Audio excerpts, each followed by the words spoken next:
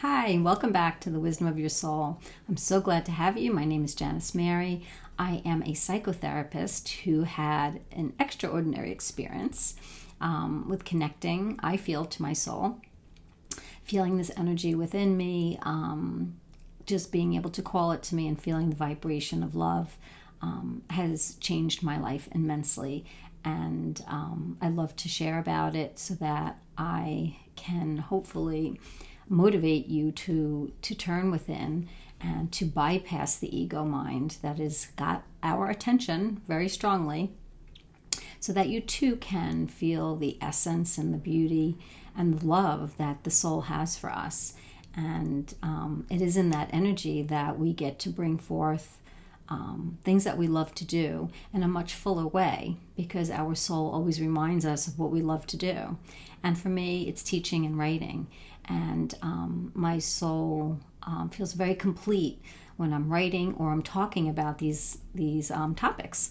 I just can't get enough of them.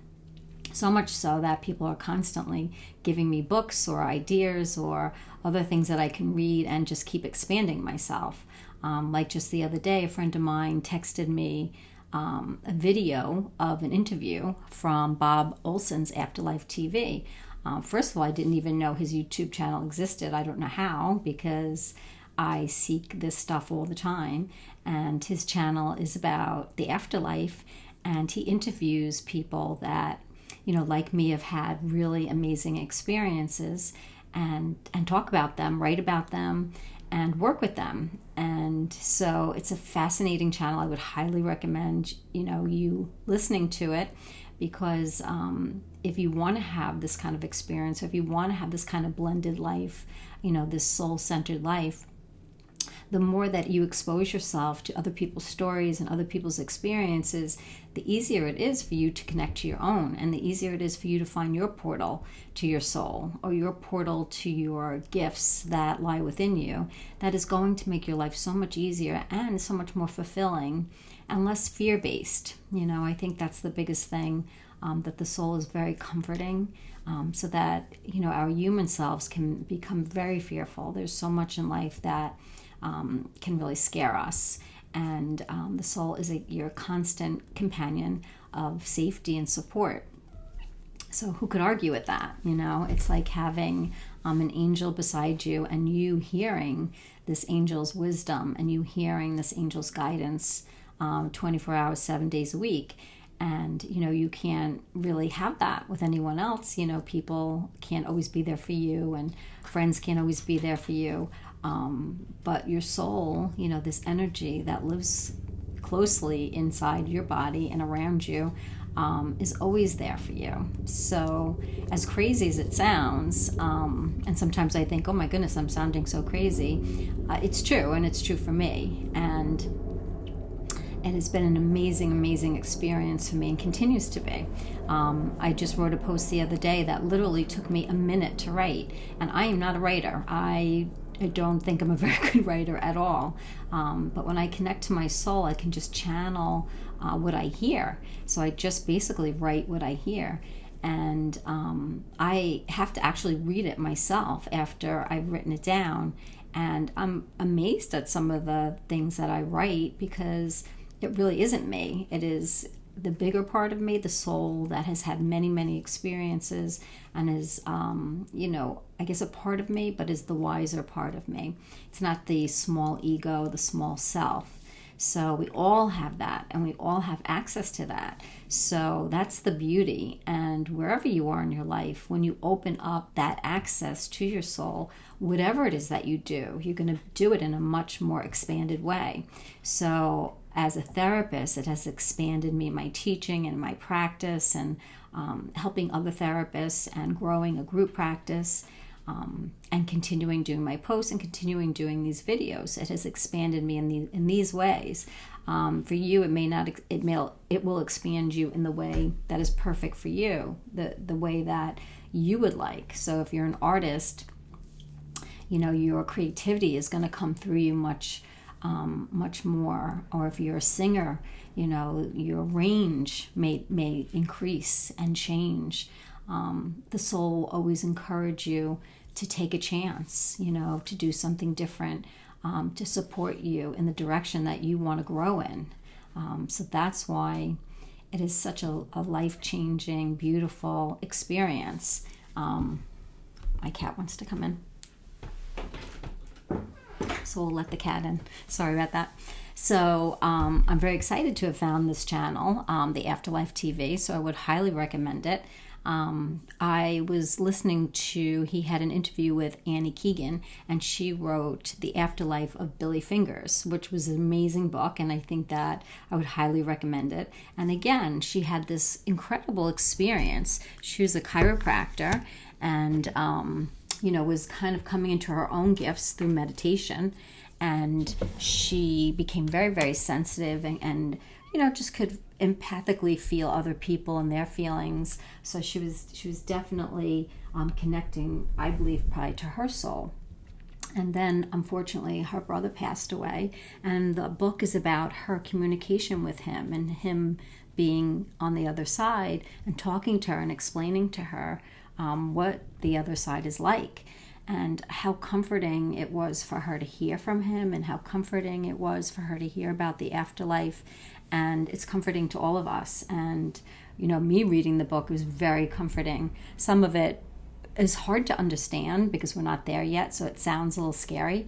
Not that it was scary, but to me it was like, oh, I don't know if I would like that. But it's a very expansive way of being. So I think it's just amazing. So I would highly recommend, listening to his channel and also reading the books that people have written about their experiences and their connections.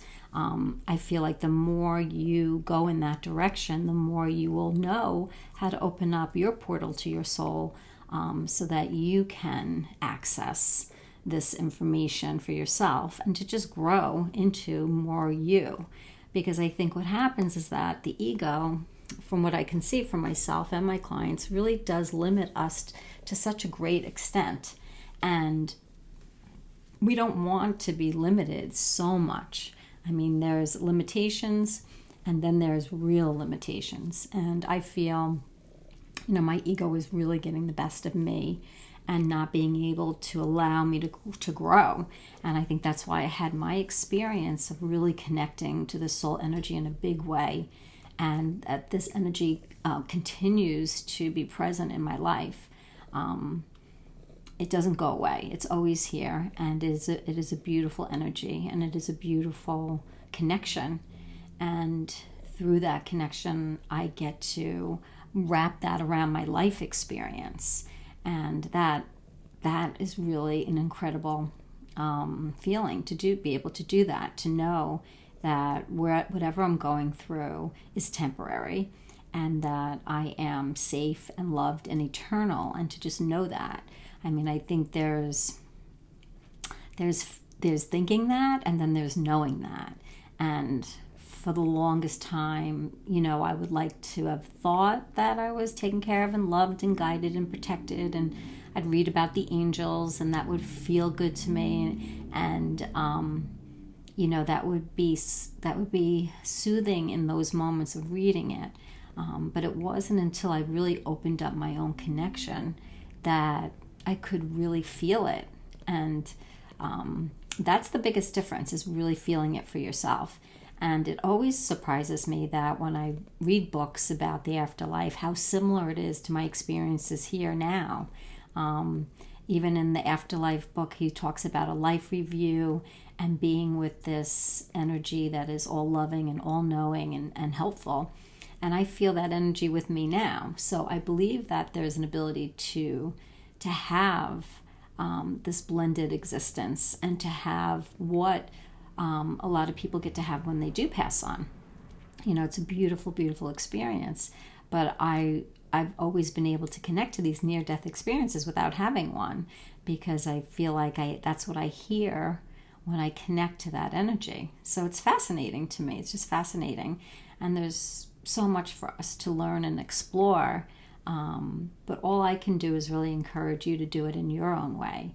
And that if you are sick of your thoughts, and you're sick of your ego, and you're sick of being limited, and you're sick and tired of being frustrated with the same things that you're frustrated with day in and day out, this really is the way to go, because it doesn't turn you into like a superhuman being, but it does enhance. It's a big life enhancer, which is very, very different.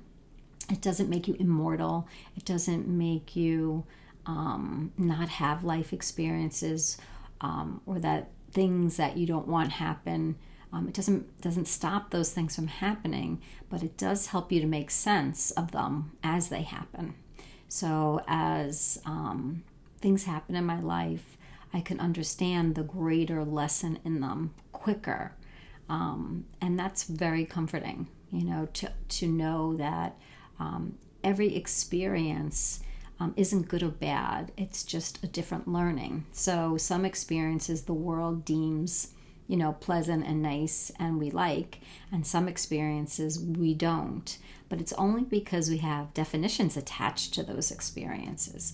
If we didn't have any definitions attached to any experience, then we might not be so fearful of them.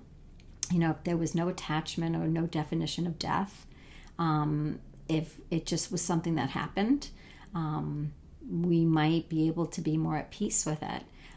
If there was no attachment to when relationships break up, we might be more at peace with that. If there was no definition or worldly attachments to living a life on your own and not as a couple, that would free you from the beliefs that something's wrong with you, or that you, are not like everybody else, that you're not in a relationship. So that's what the soul does. The soul helps to expand the worldly beliefs that we get stuck in, and then causes us so much pain. So we know that if we take those definitions and just believe in them, that's could be very scary. So when I ask my clients, a lot of my clients will complain that they're not in a relationship, and but they seem like they're living very happy lives and they seem okay. So if I say to them, well, if I just took a little magic wand and erased your thoughts about not being in a relationship, do you think you would be okay with it? And I think they would be. I think it's the thoughts that come in of the shoulds, that your life should look a certain way or be a certain way, dictated by society. When in the moment, all of us can be happy, no matter what our circumstances, whether we're in a relationship, whether we're divorced, whether we're making a lot of money or have no money. If we had absolutely no thoughts attached to these life experiences, we would just be in them, and life would be so much more enjoyable and easier to handle. I see in my clients, and I also see with myself, a lot of overwhelmment from thinking. If you start thinking too much into the future, that causes us to be overwhelmed, period. So it's really beneficial for us to stay in the present, not to think of the future. We're not ready for the future, but that's very hard for people to do. They want to plan the future, they want to know the future, they want to control the future, but it doesn't help us very much. So my soul energy is always kind of nudging me out of the future and questioning my my reason for going in the past, if it's to dig up something that's upsetting to me. And the soul does this in a very non-judgmental, loving way. Like, why are you bringing pain into today? Is there something that you could do today that would bring you joy and happiness? Is there something we could do together that would erase some of that pain? And that's our choice. There's no reason why we can't have happy moments. It's just what we bring, all the baggage that we bring into the moment with us. No wonder why we feel overwhelmed, depressed, anxious. When the minute I start to feel any anxiety, I know what I'm doing. I know that I'm going into the future in a fearful way. And the soul is so comforting and so loving, and just kind of says, it's okay, it's normal, to be afraid of things. It's normal to be fearful. You just don't have to pre-live fear. You just don't have to do it, because usually when you get to any experience, you can handle it once you get there. And again, this is why we have this very comforting angel that lives within us, if you want to access it, if you want to listen to it. But I do find that's not easy for us. A lot of people don't want to be told in a way that they're good and that they can let themselves off the hook. I think that's hard for some people to hear. Some people will even say, I can't read your posts because they're so loving and kind, and I don't feel that way about myself. So I can't believe that there's actually something inside of me that would be so loving and kind. And, so that's the challenge. That's just the ego, trying to keep us where we are, which is very grounded in this world. And, that's okay. But if you are searching, and if you're listening to this, I think you are searching for another way because you're just sick of it and you're ready. You're ready to let it go and you're ready to move on. In the post that I wrote today, I was talking about, my soul was talking about stop signs, that there are a lot of stop signs in life. And if we looked at our life as just stop signs and not taking those stop signs personally, that we would have a much easier time, but anytime something goes wrong in our life, we tend to take that very personally and attack ourselves. And that's not really helpful. We're not going to grow in the energy of attack. We're at our worst when we're attacking ourselves. And we're not going to make good choices when we're in the energy of attack. When we're in kindness and love and appreciation and gratefulness, when we're in that energy, that's when everything flows and that's when everything gets a little easier. Not perfect, but easier. So our soul is always there to embrace our experiences and to make sense of them, so they no longer become good or bad. They just become an experience. So that's what I encourage you to find, your portal to your soul, so that you can feel the safety and the love that we all could really use at this point, especially with the pandemic going on and all these shootings and people are so stuck in their ego and making such bad decisions to themselves, and it's not their fault. They're just stuck. People have not had an easy time this year, but we can challenge ourselves out of it. We can say, okay, this has been a rough year, but there have been many generations where they have had to endure and overcome very significant tragedies and difficulties. So we're not alone in that. We can't expect our generation to be so easy. I think we've had it easy for a long time, so we're not used to having such a major struggle happening to us. But we're coming out of that and we're doing well. So I think the way for all of us to go is to embrace this new blended way of being. Religion tries to do this for us, but I find for myself religion is too punitive and it's too critical, that you have to do certain things or you're not following the religion. And it's nice to have structure in a religion. There's nothing wrong with having structure, but for me it's too limiting and reminds me too much of the ego. When you connect to your soul, you see that there is no limitations and there's nothing that you could be doing wrong. There's no sin. There's only love. And when you're coming from that place, it's easy to orient yourself in a life that is just a loving and kind life. And that's really what we all want. We all want to be loved and accepted. And all the things that we want are the things that we can find in the soul energy that lives within us. So I keep encouraging you to, access this energy for yourself so that you have this beautiful soul-centered life and continue on your journey. So I hope that helps for today. Have a wonderful week and we'll talk soon. Take care. Bye-bye.